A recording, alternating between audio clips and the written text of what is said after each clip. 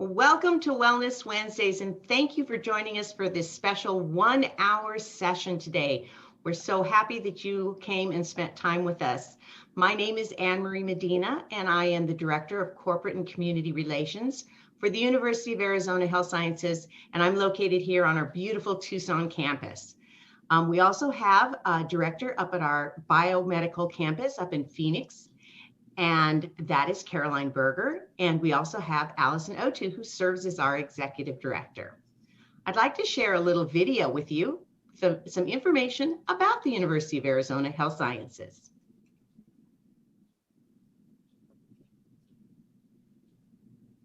Welcome to the University of Arizona Health Sciences.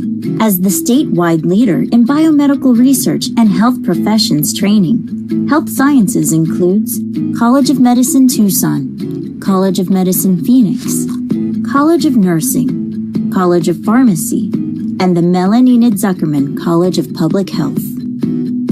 Together, they provide cutting-edge health education, breakthrough research, and a diverse offering of community outreach services. At the heart of health sciences, our employees, nearly 5,000 along with 4,000 students, makes us one of the top employers in the state. Our growing research and education programs are offered on 2 campuses, one at the main campus in Tucson and the other in the heart of downtown Phoenix on the biomedical campus. The University of Arizona Health Sciences is a major contributor to UArizona's well-earned reputation as one of the country's top research institutions. And each year, we receive more than $200 million in research grants and contracts, providing vital funding to help address some of our most critical healthcare challenges. We are grateful for this support, which is fueling discoveries and treatments in areas including cardiovascular disease, cancer, Alzheimer's disease, and now COVID-19. The University of Arizona Health Sciences is also in a unique position to affect change in a rapidly shifting healthcare landscape. As part of our strategic plan, we have developed a set of initiatives to reshape the future of healthcare. We are focusing our efforts on 5 important areas: next-generation education, precision healthcare for all, making wellness ageless, creating defenses against disease, and new frontiers for better health. Through these strategic initiatives, we have unprecedented opportunities to excel in education and research in more and better ways than ever before, and we invite you to join us on this journey. Please know that our dedicated corporate and community relations team is here to be your connector with health sciences. Thank you for your dedication and for all that you do to make our communities healthy.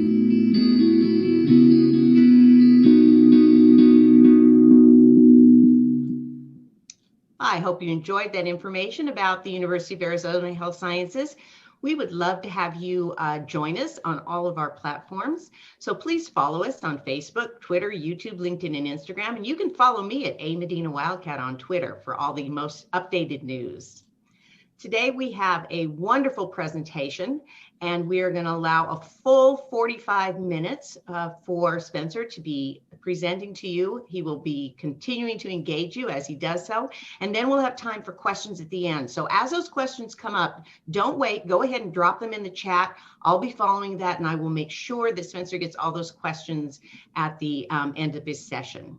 Don't forget, you'll be getting that post-session email. It will have an evaluation link in there. We really need those survey questions answered so that we can make sure we're providing you with what you want to hear about.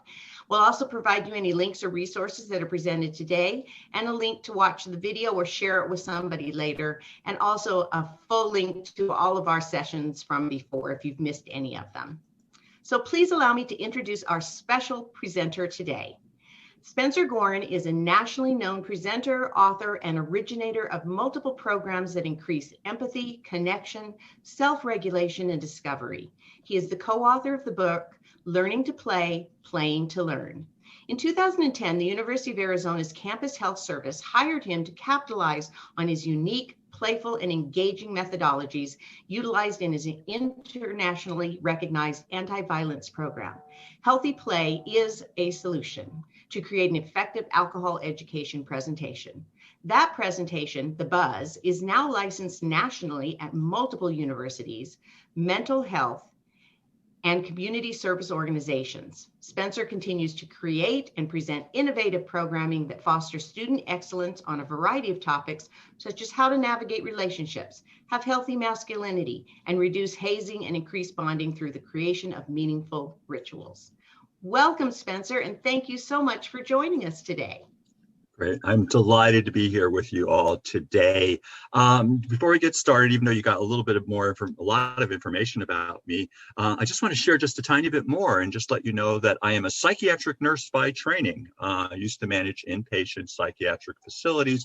The one that I focused mostly on was Palo Verde Hospital, where I was the youth services coordinator, working with children anywhere from age 6 up to 19. And a lot of my psychiatric nursing background informs the work that I do today.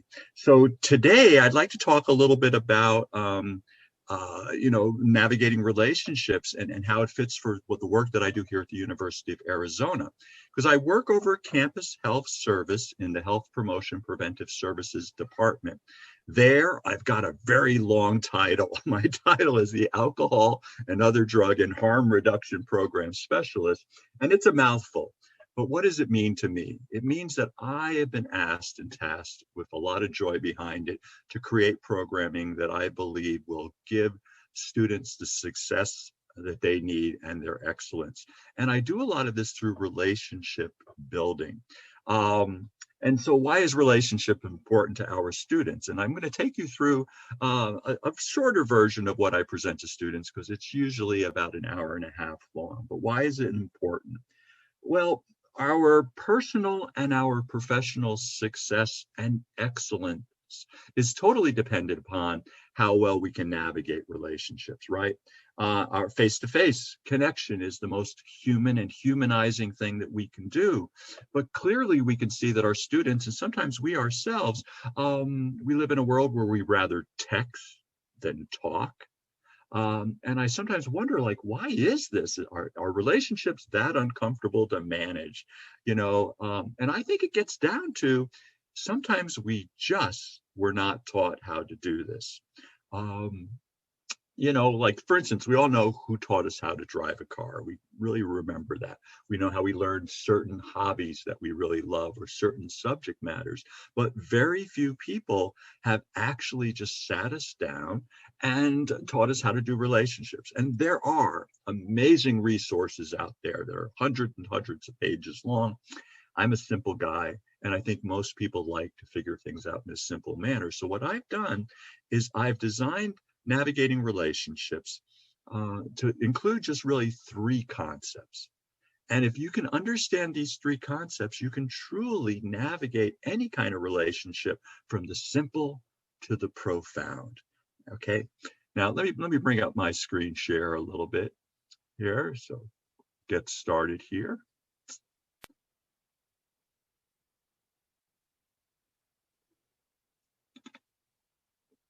Okay. So let's see, we've done some introductions here. Oh, I just have to brag on this. I need to let you know I'm just aglow with just happiness. In the bottom left-hand corner, you're going to see my family. And the young woman who's all the way over to the right, that's Amber, and that's her fiance, Tim. And I'm just so excited because they're getting married on Friday. And so I've got the family, and my oldest here that you can also see in the background, she's here with my 7-week-old second granddaughter who I hadn't met until yesterday. So if there's a glow about me, it's certainly because of that, and also being around my 2-year-old granddaughter as well. Let's see, normally when we're doing things face-to-face, we do something called speed friending, but I want to do something with you all here and have it be engaging. And you can put your answers in the chat function. And what I'd like to do is I'm going to give you 3 prompts, but let's just think about the first prompt. I just want you to just feel comfortable to share just what's one positive thing about yourself, what's one trait that you really appreciate about yourself that makes you a good friend or a good coworker. So just shoot me a whole bunch of stuff. What's one positive trait? Let's start identifying some of those puppies. And Anne-Marie, if you can just kind of let me know what people are putting in there, I'd love to hear it. Good listener. That's great. I'm seeing that. We're reliable. We're honest. We're friendly. This is great. Positive attitude, empathy. Oh, we're going to be talking a lot about that. We're dependable, loyal. Great. I'm a caretaker. Excellent. Oh, I love it. Now let's switch to a different prompt now. I'd like you to think about, what is it about other people that kind of attracts you to them? What is it that you find alluring? What kind of personality traits, physical traits that you find alluring and attractive? What do they have to have in them that they project that you notice? Competence, I love it. But honesty, intelligent wit, understanding humor. Humor is great. Humor, you get two for the price of one, right? You get someone that's funny, and they get, they're also usually intelligent. Positive attitude, again. I love that. Kindness, active listening skills. Approachable. I love that. There's a certain vulnerability about them that makes you feel safe about that. Students often talk to me that they are attracted to people's confidence. And it's fun because I get to play with that a little bit, because I try to talk about how feelings, emotional, personality traits are flexible. So I said, well, let's say someone was confident, but they ratchet it up to this point where all of a sudden it's not confident anymore, it's arrogance. Is that something that draws us to them? And of course they go no, and it's like, okay, but interestingly enough, there's something about confidence and arrogance that's something similar, but we've got to recognize the nuance in between. Why is that important? Because a lot of times, when I'm working with kids, and I still work with kids K all the way up through to grad school, and actually I work with people in their 90s because I just worked with the Tucson Museum of Art as well. But when we work with people, they see everything as the same weight. We got to start helping people see the nuance. Okay, so we just talked about some things that we like about other people. Now let's talk about, what are some of our personal boundaries that nobody should cross? And if I'm asking you to be vulnerable, I'll tell you one that's a pet peeve of mine. If someone created a false narrative about me, that's a boundary that I have a hard time with. So shoot it out. What kind of things do you know about yourself that are personal boundaries that somebody shouldn't cross? Taunting, excellent. Anything else? Somebody should not cross this boundary. And I imagine all of us would be saying, someone who's demeaning, but I'm sure we'd all say anyone that was emotionally or physically violent. Ignorance, I love this. Telling lies, that's a really good one. Trying to embarrass me intentionally. Gaslighting. Okay, this is really great. And why is it great? And what I love, I'm hearing things that are that people have thought about these things, because often when I talk to our college students, they mostly identify two things, and that's how they relate to unhealthy relationships. They clearly see when people lie to them, that's a boundary, or if somebody is cheating on them. I love that one. Violation of COVID precautions. Yeah, I'm with you on that one as well. Excellent. These are really good. And what I do with the students is we just start getting them to talk about this, and usually what I do is I divide them up into just pairs, so that they can figure out, even in the chat room, how comfortable am I being revealing? Okay. And then what often some of them discover, sometimes I know what it is I like about other people, but I don't know my own personal boundaries. So even though it comes across maybe as, it's just an energizer, there's more to it. It's got some purpose. One is we're looking for something that's a personal strength. The other is what is alluring, attractive, or sexy in another person, or what is our personal boundaries. So great places to start. Let me get back to my screen share here at this point.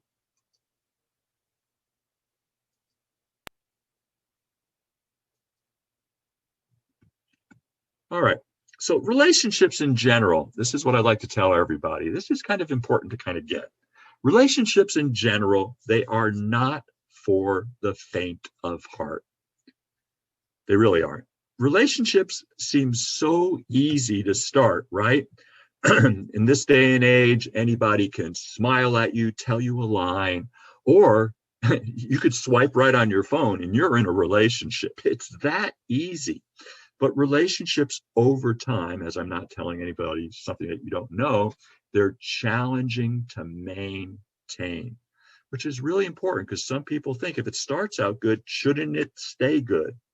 But as the longer we get to know somebody, the more challenging they are. And people who have been in long-term relationships, whether it's with coworkers or partner or some kind of group, they are relationship warriors because they've been able to navigate things that once used to probably attract them to other people that now kind of like bother them. So we have relationship warriors that I just love, and they're my models. Now, there's an interesting dynamic that I find super fascinating that's kind of changed in the last few years. Relationships have become incredibly difficult to maintain, to end. And this is a new dynamic. Why is this so hard? Why is it so hard to end a relationship? Why can't we talk to somebody and say, oh my gosh, I know we've been hanging out for a while, Anne Marie, and we shared a lot of things, but I've been hanging out with my friend John, and and they've got some other ideas and thoughts and interests, and I just want to hang out with them. And Anne Marie would go, I'm kind of disappointed, Spencer, but I can take care of myself. I kind of get it. And that, we should be able to talk about it, but we don't, because there's something about feeling uncomfortable. We don't want to feel uncomfortable. We don't want to make anyone else uncomfortable. So we don't say anything, and the situation gets even more uncomfortable. So when was it that you even started to end a relationship? When was the first time you did that? For most people, it gets reflected back to me. It was in late elementary school, early middle school. And it went a little bit like this. I'm just going to pick on Anne Marie here. I hope you don't mind, just playfully. Where Anne Marie grew up, of all the other kids in her elementary school, it's Kay, and now she's in 6th grade. And all of a sudden, she sees her friend John in a different light. Just been another kid hanging with him, but all of a sudden, John starts to sparkle her because she's an emerging tween, becoming a teen. Doesn't know why John's sparkling her, but he is. So goes around telling all the other kids in the school, oh, John is my boyfriend. And the other kids go, yeah, they're an item. They're not even doing anything, but they're, 10 years old, 11 years old, and that's what's going on. But of course, 2 weeks later, as you would imagine happens, she sees Marcos, and Marcos is now sparkling her. But she's 9, 10, 11 years of age. She doesn't know how to break up with anyone. And so what did she do? She went to her best friend, Sarah, and said, Sarah, could you break up with John for me? And that's how we used to end those relationships. But how do we end these relationships now that we're 19, 20, 35, 56? Here's what happens. You're hanging with somebody that you really like. You're doing all these things together. You're calling on the phone. You're texting all the time.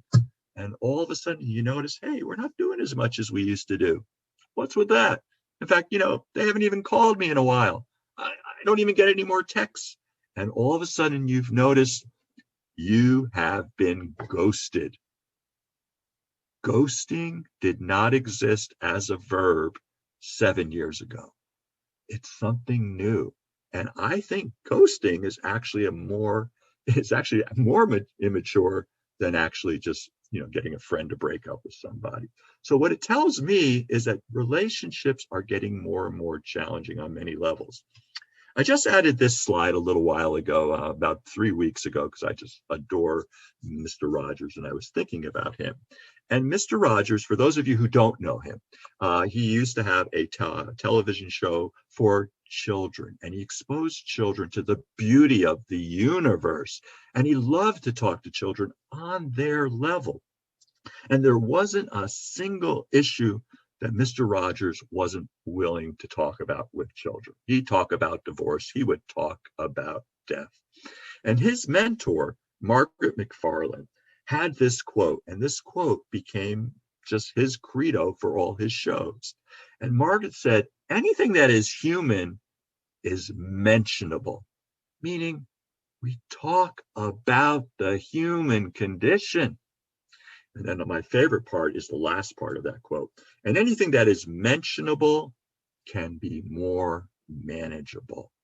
If we talk to each other, we can manage other people, right? And we can manage ourselves. And this fits because here at the University of Arizona, I kind of sit on both the fictitious and non-fictitious councils of all things bad when it comes to student behaviors.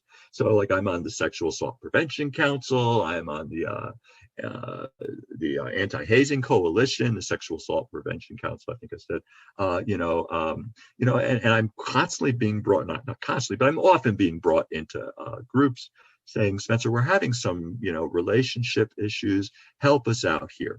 And I like using this quote from my friend Rosanna Curdy, who at the time when she did this quote, she was in residence life. Now she's over at Dean of Students. And I love this quote because she really said, this is really where we see all the problems in res life. It's the lack of communication. The big problems are easy to identify with, but all these little problems turn into big problems because we have one roommate, one wants to talk, one wants to party, and just keep the other person up, but the other one wants to go to sleep. And before you know it, because they're not talking, it festers, resentments build, and it's the lack of communication. So I often play opposite day with the students, and okay, we're going to be talking about healthy relationships, but it's opposite day.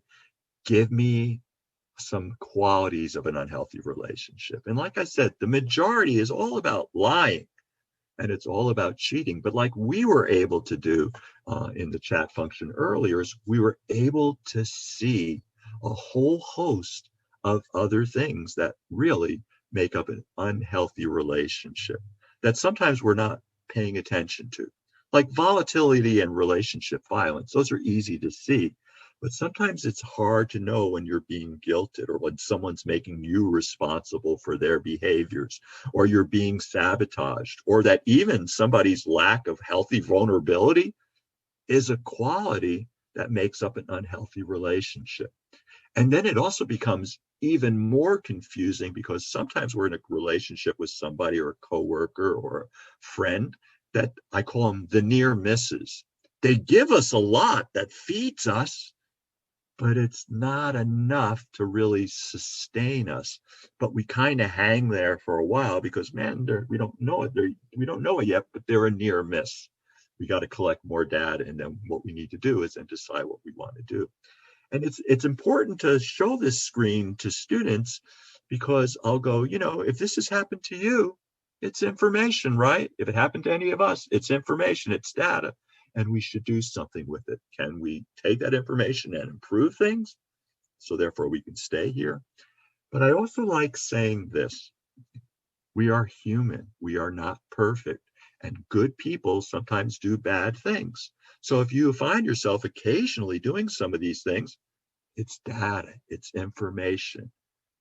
What do you want to do with it? Can you improve your relationships? And then I go on and we just talk about what makes up a healthy relationship. And it's really a healthy relationship is when two or more people develop a connection based on the following qualities that you can see, right? And this is important because sometimes our students are thinking, well, relationships is just me and another person. But I want to say, no, it's your peeps. It's your classmates. It might be your fraternity, your sorority, what club you're into, your crew of people. But look at all those things and look at things that you may not have thought about before. Separate identities. Wait a minute, we're all part of the same crew. Shouldn't we have the same feelings and thoughts? And it's like, maybe that might be problematic. I love talking about playfulness and fondness. And I also like to point out healthy people and healthy relationships have conflicts. Because some students go, you shouldn't have conflicts. If you have conflicts, that means it's an unhealthy relationship. And I like to say, well, nah, not really. You can have conflicts, but can you fight fairly? Okay. And is it all the time or is it just some of the time? But ultimately, how I define it, it should bring me more happiness, a good, healthy relationship, and less stress. And a simple equation: the energy that I put out should be equitable to the energy I put back in. Now, they're not going to be equal relationships, right? For all you parents out there, you will always put out more energy than you expect to get back from your children. But yeah, for our coworkers, from our friends, from our lovers, from anybody else in between, we want something that's equitable, because what it does is when we're treated with respect and trust, when people are being emotionally available, we get to have our own personal adult choice about the decisions we make because we're fully informed. Often my students sometimes say, I like it. What's alluring to me about other people is when they're genuine. I go, well, explore that. Why is that? And they'll say, well, when someone's genuine, you know where they stand. Yeah, so they're low maintenance. You can count on them. What you see is what you get. That's important. So before I get into the three concepts, I always like to tell students, like, I give them an example about like when you broke up when you were a child and how, ghosting someone, that's kind of like reacting like a child. And I'm using that word poetically. And I like to question myself, how do I know when I, Spencer, am I reacting to a situation? Am I acting like a child or am I acting like an adult? Well, once again, let's regress back being a child. Let's say we were 8 years old. Mom and dad come into our bedroom where we're hanging out. They sit us on the bed and say, honey, we have something important to say. And we just want to let you know that mom and dad are getting a divorce. Whew. You're 8 years old. You don't have abstract thinking, right? That's big. It's now going to impact your safety. And for some 8-year-olds, no reaction. I can't deal with it. Or there's that overreaction. Oh my God, you're getting a divorce. It must be because of me. I'm a horrible child. Oh my God. And parents go, whoa, slow down there. No, honey, mom and dad are getting a divorce, but we're always going to be here for you. We're not divorcing you. We are always going to love you. But I know I am acting like an adult when I respond versus react to any kind of situation. And for our students, sometimes that's like, I'm looking at those two words, Spencer, and they seem the same to me. And I go, well, really, there's a subtle difference, but it's an important difference. And so when we're being responsive to any situation, we take a few seconds, might even be a millisecond, to reflect on what just happened, right? And when we reflect on that, we get to gain insight. When we gain insight, we can then take purposeful action, right? And so it does make sense. And we work with sometimes students who silence, that's really hard. When things are silent, I get uncomfortable and I go right to my phone. And I'm like, whoa, take a few moments to reflect, because you're not going to get any reflection and reaction. You're driving down a highway, car pulls into your lane. You want to react because you don't want to think. But when it comes to another human being, yeah, let's reflect about this. Let's have some reflection by making sure we respond. Okay. So then I move on to the three concepts. And I think it's going to serve everyone. Once again, there's a million ways, a million paths to nirvana, as I like to say.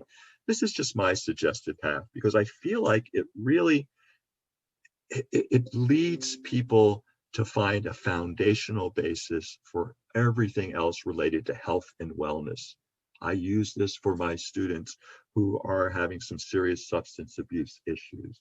I use it with my students that are caught in hazing. It's like hard for me to talk about sometimes like higher concepts like toxic masculinity or white male privilege if I don't make my fraternity guys understand why empathy is important. So these are foundational pieces that often we got when we were playing in the neighborhoods when we were children. All those executive function skills. I'm like a big Vygotsky guy. You learn them when you're playing, like how to organize your thinking, how to deal with conflicts, how to develop empathy and compassion, how to talk out issues. But if you're working with someone that's 26 years or younger, generally speaking, they haven't had that same play time. And then no one else has taught them that, So once again, broad generalization, but play is really important. So what we want to do is capture all this stuff.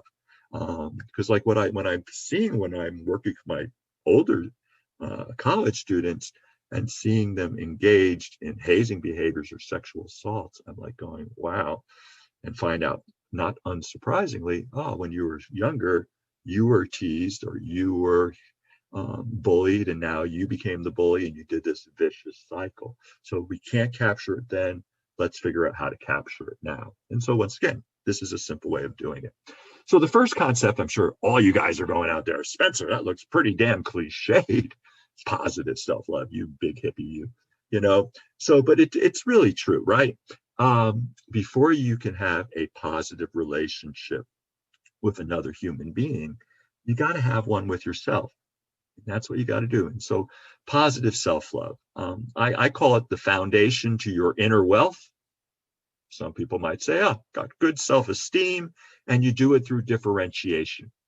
And what I mean by that is really you become and you maintain your authentic, true self. Okay. I know myself well. And that means I'm committed to my values. I know what I stand for. That is something that defines me in a solid way. And I know my personal style and how it impacts on others. That's why we did that little prompt earlier. What is it about other people that draws you to them? Because in real life, we want people to find us the same way. So they might want to interact with us. So we got to understand our personal style. The beauty about positive self-love is it gives us the ability to decide, do we want to fit in with somebody else or a group of people, or do we want to truly belong? I really wish I could reach some people in high school to get that concept, because when they are in their first few days of their freshman experience, wow, it's like being in kindergarten all over again. You're no longer around your people. You got new people, you're a social being. You got to figure out who your people are, but it's the first day. And sometimes what we do, even though it looks and sounds similar, fitting in or truly belonging, is when we fit in, we will compromise some of our values, who we are, our genuine selves, to be part of that group, as opposed to truly belonging, where this group of people doesn't ask me to change. I don't have to overconsume alcohol to belong to this crew. They're not willing to make me compromise. Get what I'm saying? This is a real important thing for our, very early experiences in our freshman year. But it goes on. And I think we all, even as 50, 60-year-olds, sometimes once again, reassess. Am I trying to fit in with this crew of people, or do I really want to belong? And I talk about positive self-love through differentiation. A lot of students, it sounds like jargon to them, but it becomes their very favorite popular word after the presentation. And I also say, the good thing about relationships is there's not a lot of math, but if there's one thing that I really hope that students, that maybe you all take away from today, is the following math equation when it comes to relationships. And that is 1 + 1 never equals 1. And that's a big one. David Schnarch came up with this one a long, long time ago. He has a book called Passionate Marriage. I love it, but it fits for all relationships. 1 + 1 never equals 1. And why is this an important equation to know? It's because our culture seems to teach us the opposite. We have this romantic notion, even with friendships, but certainly with our romantic partners, that you're this one amazing person, like you're in a rom-com, and you're looking for this other person that's amazing. And when you get together, you are going to be this new one amazing thing. And we can see it being done all the time with our celebrities. We've got Kim, we've got Kanye, and together they're Kim-ye. They're not even the same, they become this new one thing. But this is important. We are individuals before we get into relationships, and we remain individuals while we are in relationships. This is the real important one. Almost all of us have possibly experienced this ourselves, or have heard somebody getting out of a bad relationship, and they'll say this: I had to get out of this relationship because I lost myself. I didn't even know who I was. What's going on? They lost their genuine self. So differentiation really just means that you maintain a sense of yourself as distinct from your partner. And paradoxically, when you do so, you're able to get closer to them. And this is that great ability. Differentiation gives us that ability to take care of our drive for wanting to be an individual, and our drive for togetherness, to be part of a group. And then this gives us adult choice, right? We learn how to become responsive instead of reactive. But of course, we're always going to run up across other people that are highly differentiated. And so sometimes they're going to say things to us, and they're going to do things and might prickle us, or it might even offend us. And here's the difference between adults and children. If you're acting like an adult, and I'm doing this, I'm saying it poetically, adults become comfortable with their uncomfortable feelings, right? Remember back in 5th grade when you had someone else break up with you because you were uncomfortable. We ghost because we're uncomfortable. We're not talking because we're uncomfortable. But adults become comfortable with their uncomfortable feelings. And then just fine. What is it that you do to make you comfortable when somebody says something that you know you want to respond and not react? For me, I take a few deep breaths. Some people count to 10. Somebody might say, wow, that was pretty whack. I have no idea what to deal with that. So I'm going to spend the night thinking about it, call you up tomorrow, and we're going to talk about it. I like to talk about intimacy just for a little bit, because what I find when I talk with some people is that some people have this thought that intimacy and sexuality, they're just combined, that's what it means. And intimacy belongs in sexuality.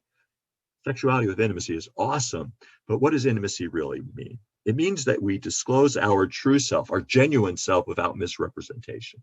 We allow others to know us and be vulnerable. So we have to help set up a situation where we build trust. So my wife and I, very, we are very well differentiated people. And sometimes, like all couples, we can feel conflict coming in to place, but we don't want it to go to volatility, because that's when it would become unhealthy. So we have this catchphrase, and we'll say, Joni, our safe phrase I'll use is, how do we get back to intimacy? I'm not saying to Joni, hey, what can we do so we can do the wild thing? I'm not asking that. I'm saying, what can I do so that I can hear you and you can hear me, and we can just feel the energy come down, and so we can hear each other. So positive self-love. So the next one, once again, looks cliched, but it's an important one, because we're in a compassionate crisis right now on our planet right now. And the pandemic, it seems like, has only exacerbated that. So what does empathy really mean? It's that pathway to openness and compassion, I love that word, and connection by developing, as much as humanly possible, the ability to feel what another person feels. Now, what's been interesting with my students is sometimes they confuse empathy versus sympathy. And I've got a short Brene Brown video that I want to play for you because it's adorable, but it's spot on. Please let me know if the sound doesn't show up. What is empathy, and why is it very different than sympathy? Empathy fuels connection. Sympathy drives disconnection. Empathy, it's very interesting. Teresa Wiseman is a nursing scholar who studied professions, very diverse professions where empathy is relevant, and came up with. Could you stop sharing your screen and then start sharing again, and make sure you check that box? We're not hearing it very well. Oh, you're not hearing it. Okay, I apologize. So you would go ahead and let me do that. Share and click the box. Thank you. I will do that here. I do that all the time. So interesting. It said that. Okay, let's try it again. Okay. Let's give it take two, as we say. A person are recognized. So what is empathy, and why is it very different than sympathy? Do we have sound?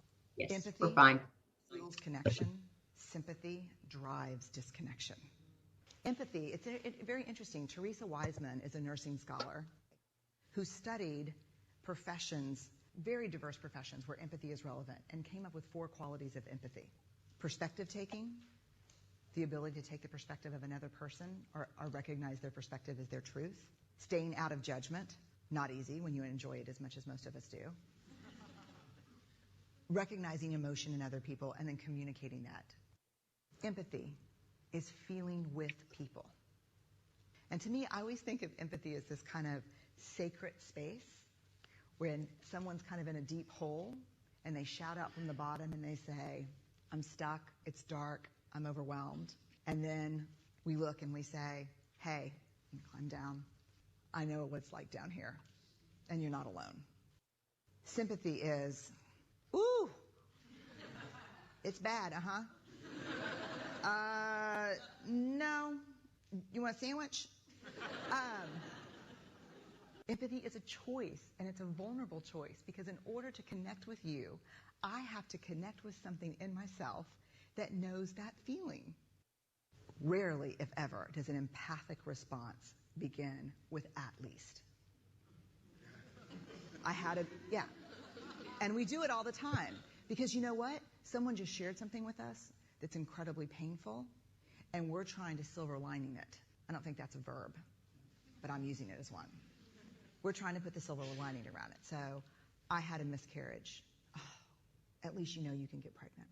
I think my marriage is falling apart. At least you have a marriage. John's getting kicked out of school. At least Sarah is an A student. But one of the things we do sometimes in the face of very difficult conversations is we try to make things better. If I share something with you that's very difficult, I'd rather you say, I don't even know what to say right now, I'm just so glad you told me. Because the truth is, rarely can a response make something better. What makes something better is connection. I adore that. And what I often tell my students, what I want to tell you all is, yeah, sympathy versus empathy. Yeah, empathy would probably be better. But, if you're being sympathetic, I think, not only think, intentions do matter. And I just want to say people's intentions matter. And I have to say that sometimes very loud to our students, because sometimes students, it's been my experience that if something isn't delivered exactly in the way that they would like it to be delivered, they'll immediately cancel somebody, or you didn't do what I wanted and I'm going to call you out. And I talk about the necessity of, really, if you want your needs to be met, maybe, you need to find the nuance. Maybe somebody does deserve to be called out. Maybe it might serve you both to be called in. And I use this example with my wife, Joni, and I. My wife, Joni, is a K-8 school counselor. She works with hundreds of students. Almost every day. There's one time her last school was 1,000 students. So you can imagine the amount of trauma that she deals with every single day. And then on top of the trauma, sometimes there's just drama just waiting to turn into trauma.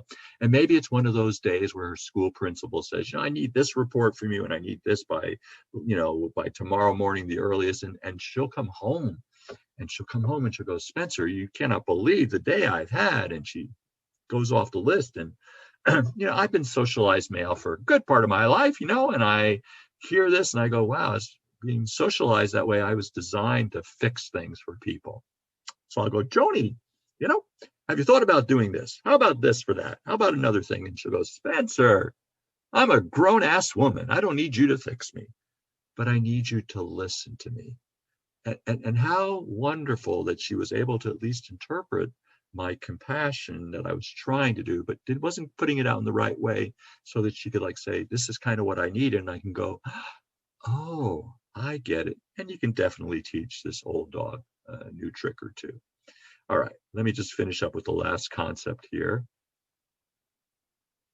And so we care about other people, and we can care about ourselves, but now, this is the hard one for a lot of people, is the last concept. And I bring this up a lot. And of course, you can imagine I'm talking about this a lot when I'm dealing with my students that are using all sorts of substances, because we're trying to really talk about, their ability to self-regulate. And also, they come also to the understanding sometimes that they're confusing sensation with connection.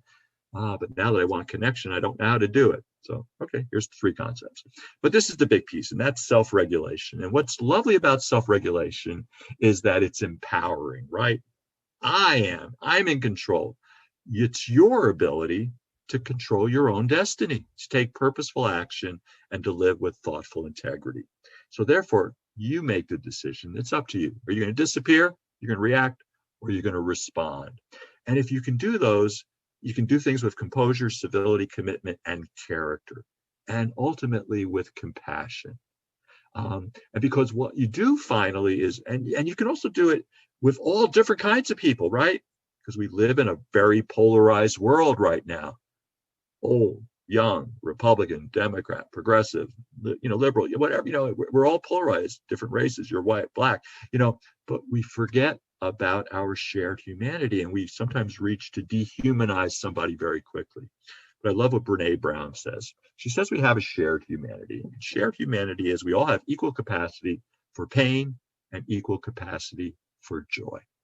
And if we start there, we can probably start navigating our relationships. And then what I do with my students that I would have done if we were to go on here is the rest of the time is we have courageous conversations, because I love courageous conversations, because that's where we express our authentic self.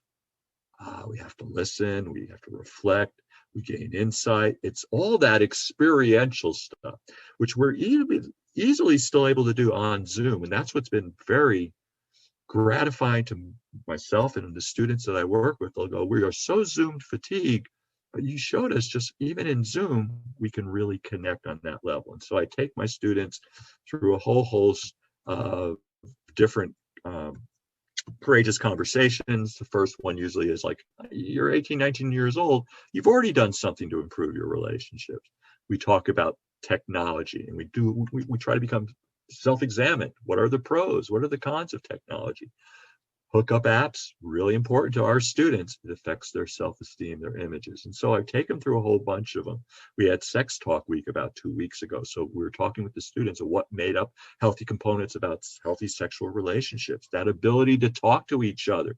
This is an important one. Why is it important? Because in my diversion classes, it's hard to talk about the overconsumption of alcohol and not talk about consent, right?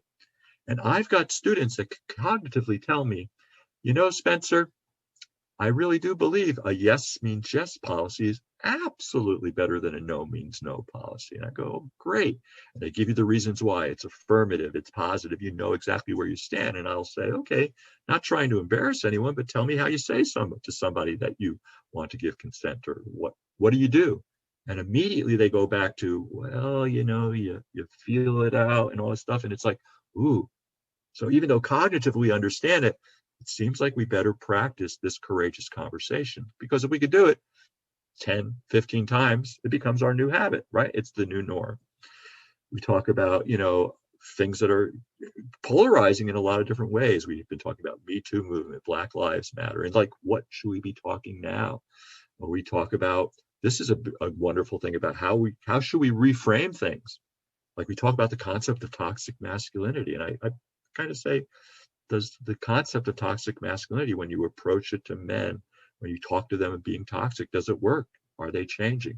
So we learned, can we reframe it? Can we come from maybe healthy masculinity that still will hold men accountable, rise men to their higher self, but then get rid of this phrase, this way that we frame it, that doesn't create some kind of connection where we have the ability to listen. We talk about activism, and then we ultimately get to the most important question, and that is to students, what's a question, a courageous conversation question that students should be having with other students here at the University of Arizona?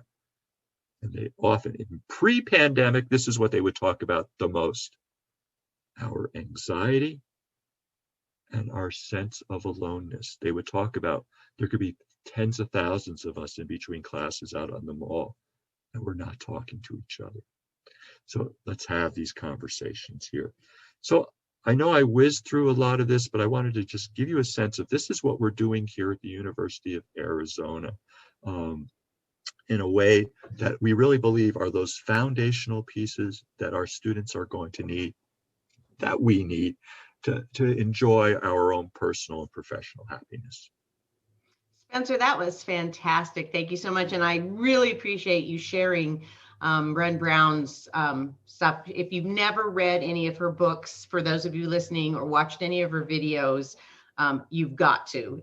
She is phenomenal, and I will make sure and send a link to that video out, since it was a little hard to hear, but just wonderful work. So thank you for everything you said. I think there was some a couple of really important questions that popped up in the chat. And one of them was, what should you do if you try to communicate at a very human level with your significant other, but the other person just won't have it? And that one just struck me because my husband and I are polar opposites.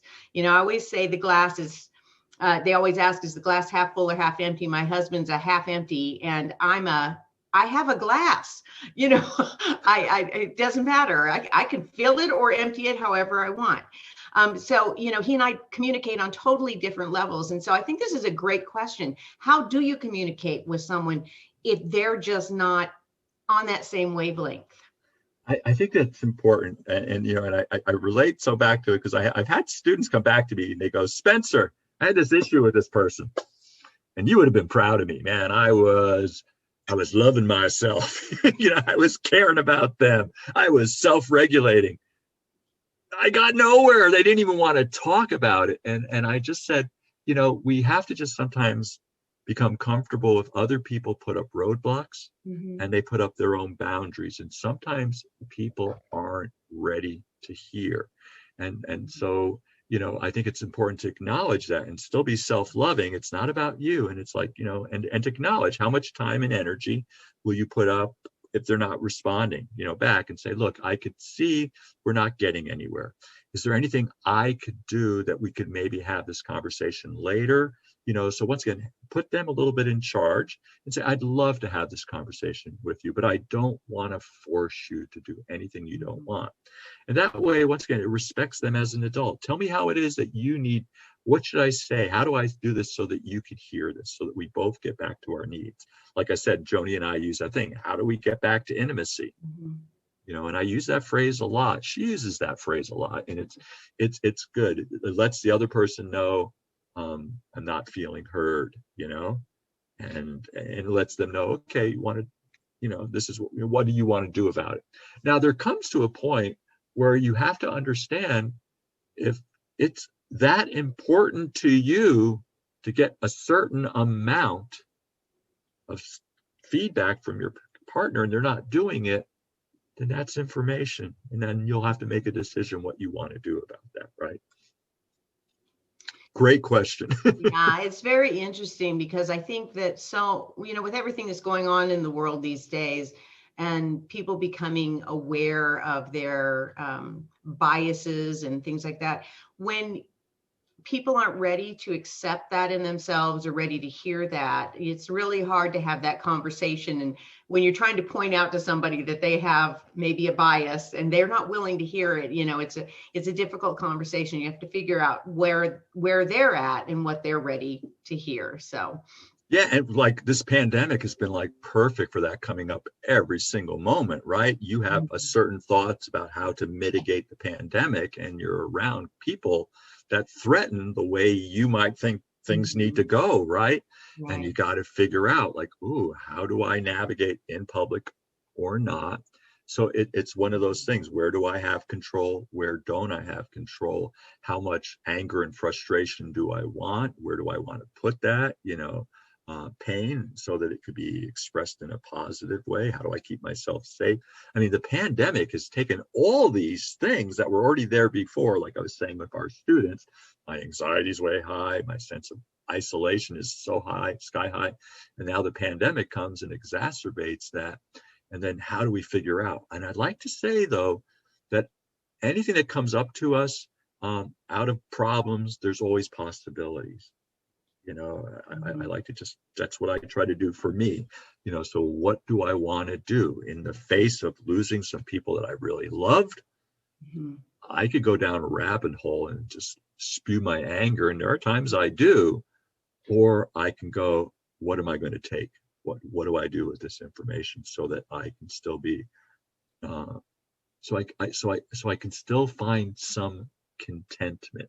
And sometimes I don't always look for even happiness anymore. I'm moving more to actually contentment is kind of the place where I really want to be.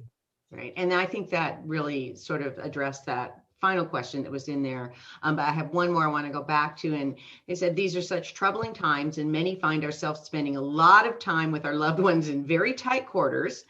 What are some things that we can do on a daily basis to improve our communication and ultimately our relationships?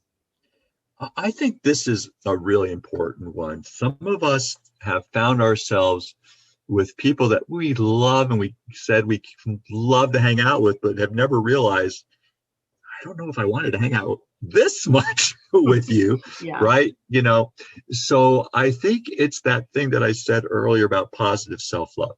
And that is, we are individuals. And in a relationship, we are still individuals. And all of a sudden, that when we're so close with people all the time, that encroaches on my sense of individuality. So I think, if possible, if you're lucky enough to have a big enough house, is to have some separate space and some separate times. And it's okay to formalize it. And then also it's okay to talk about it. Because some people, we just kind of sit in that bad feeling about it. Mhm. And it's okay to go up and say, Anne Marie, you know, I really like hanging with you a lot, but I just need some alone time. And it doesn't take away how much I love you or care about you. It's just that I need this so that I can give the same kind of energy back.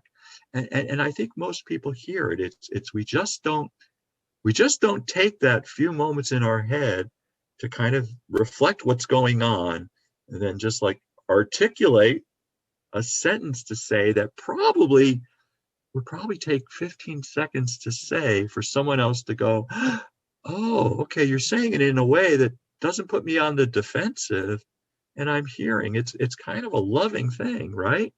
You know, it's your setting boundaries for you is still a loving statement about our boundaries, you know? And I find that, when I shared it with my husband one day, I said, I just need a little bit of space from you. And he looked at me, he says, I'm glad you said that because I feel that way too sometimes. And I said, see, it's okay to be able to share that. So I think that a lot of times we're worried about hurting a person's feelings. We need to understand that we're all human. They're probably feeling the same way. So yeah. That was so beautifully said, Anne-Marie. You know, they're human and they are probably feeling the same way. And it's amazing just how talking with each other calms us. You know, I lead some of the QPR suicide prevention training stuff. And part of the thing is one of the purposes of that training is just getting people to say the question to someone that they're concerned about. Are you thinking of killing yourself? I'm so good. When people feel the way you do, some people do. And it doesn't make people go, oh, thank you for giving me that idea. No, what most people do with that information is it's like, oh my God, thank you for just having that caringness. And maybe I am, or maybe I'm not. The worst they're going to say is like, oh, I'm fine. But you might actually get someone to say, yeah, and like, oh, thank you. And what often happens is there's this sense of relief because we're dealing with each other as people, and and we're dealing with each other as genuine people. You know, one of the reasons why I love the place I work over at Health Promotions is that we get to be genuine with each other. Be genuine, be courageous. It does take it. You're right. Genuine, courageous, but it takes vulnerability and it takes being an adult because sometimes things are going to be said and you just got to learn to be comfortable with your uncomfortable feelings and then go back and talk to someone. Well, Spencer, thank you so much. This was absolutely fantastic. And I appreciate your time and sharing all of your knowledge and expertise with us. And I so hope that you enjoy the time with your granddaughter and your new little one. I will. And I didn't do this, but I will send you the notes for today. So, they're I real will share simple. them with all of Share our them out. listeners. And I will send also like a bit.ly evaluation link. And because we really take what we do seriously and we have improved what we do when we get feedback from everybody else. So if you could fill that out, it'd take about 2 minutes or so, but I'll pass that on to you, Emery. Thank you guys for having me. Love yourself, love each other, self-regulate your life through purposeful acts of integrity. And I think things are going to be better. Good. Thank you, Spencer. I'm going to go back and share my screen. And again, thank you to Spencer for this wonderful presentation. I hope you all enjoyed it as much as I did. And I just want you to remember to sign up for next week. We have, for 2 weeks from today, on the 17th, we've got a wonderful presentation on staying sun safe and skin cancer free. It's starting to get that time of the year where we really have to focus on that even more so than we do during the rest of the year. But Lisa Quayle, who's a health educator, senior for the University of Arizona Skin Cancer Institute, will be with us. So make sure you sign up for that. So on behalf of all of us here at the University of Arizona, we want to thank you for joining us. We'll see you in 2 weeks. And as always, bear down, mask up, and if you can, vax up. See you in 2 weeks.